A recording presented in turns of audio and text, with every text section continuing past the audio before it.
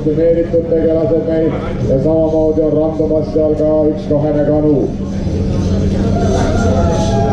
No nii, jalad vett, kes meil sealt tuleb.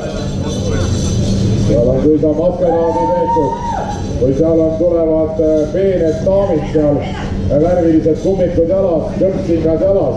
Niimoodi tullakse praegu sealt supiga ja tundub küll sedamoodi olevat number 361 ja sellises vahvas roosa keebiga ja kostümeeritult on meil finishisse jõudmas Anastasia Teisler, представительница Российской Федерации Red Battle Russia team member.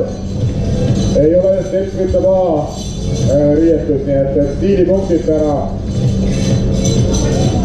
Anastasiale selle suurepärase kostüümi eest. Nii et pole mitte kehva ilma, on kehv riietus ja naisterahvad peavad alati igas olukorras kaunid olema.